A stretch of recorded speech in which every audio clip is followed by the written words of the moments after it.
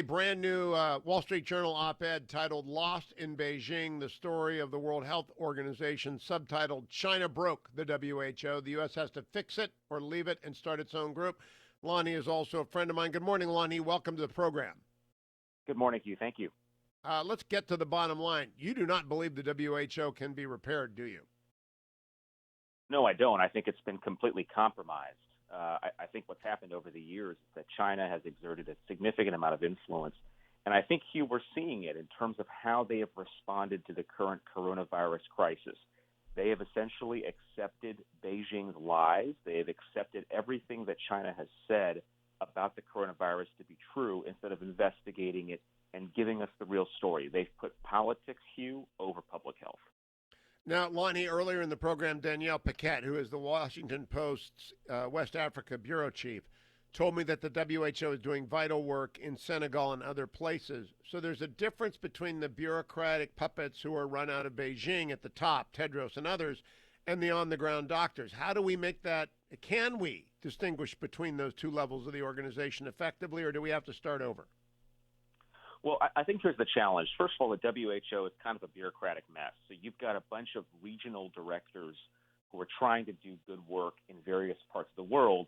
And then you've got the sort of central hierarchy, which unfortunately has been co-opted by Beijing.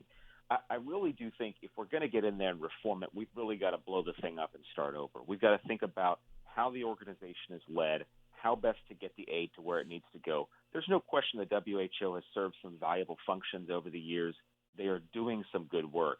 But if you've got an organization that fundamentally is corrupt and fundamentally is mismanaged and misrun, you've got to ask yourself to what extent you can salvage it and to what extent you've really got to go in there and say, look, we've got to find some way of starting over. And I tend to think at this point, starting over might be the best way to do this, simply because of just how deep and how significant the rot in the organization is.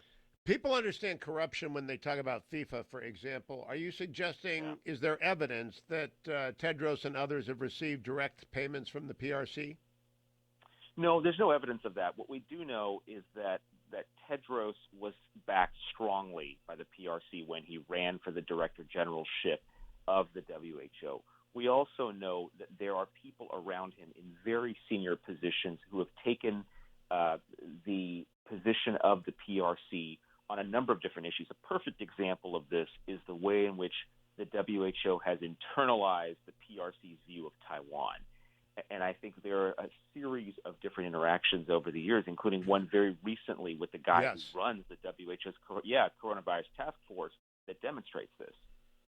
Now, there also is an infamous January 14th announcement from the WHO that there was no evidence of human-to-human transmission of the virus. Probably the most disastrous single moment in the history of public health.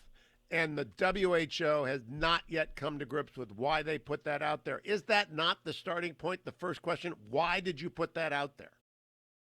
Right. I think that's a big question. On January 14th, they declared that there was no human-to-human transmission. Now, this was not because, Hugh, they independently investigated that and found it. They were simply accepting the view of the Chinese government that there was no human-to-human transmission. They put it out there. They made decisions based on it. And for an organization that is premised on the best public health answers, supposedly, for them to do that was either highly irresponsible or fundamentally problematic, because we now know that simply wasn't the case. No, do we not ever? The whole world is staggered by the fact that not only is it transmissible, it's highly contagious. So they were not merely silent, they were abjectly, objectively wrong. I don't know how you ever repair the credibility unless you start over. Well, it's even worse than that, Hugh, because it's not just that one incident, right? They then go on and say, for example, that travel restrictions to China don't work. We know now that the president's travel restrictions did buy us time and were valuable. They also said, Tedros specifically said, the spread of the disease, coronavirus, was slow and minimal. We know that to be untrue now as well. So in situation after situation, the WHO was wrong on public health. And the only explanation one can provide is it's because they wanted to placate Beijing. That's the only reasonable explanation that's left. So the Secretary of State said from the podium, now is not the time for recrimination. Yesterday, But do you believe, 30 seconds, Lonnie, now is the time to build the alternative to the WHO? You don't have to smash them up with a hammer. Let's just stop giving them money and give it to people like Doctors Without Borders that work. Well, let's take a serious look at what the alternative is. Let's take a serious look at building an organization where you've got countries who are willing to abide by norms of transparency and best practices, and let's see if we can put something together. And if the answer is no, there are a lot of great nonprofits. You mentioned Doctors Without Borders. There's a lot of other groups that are out there doing very good work. That's what we should be supporting fundamentally, not an organization that's in the pocket of the PRC. Stanford's Lanhee Chen, thank you for joining me. I have tweeted out his Wall Street Journal article on the WHO. It should be mandatory reading. The unemployment claims are high. The Fed's intervention is higher. That is great.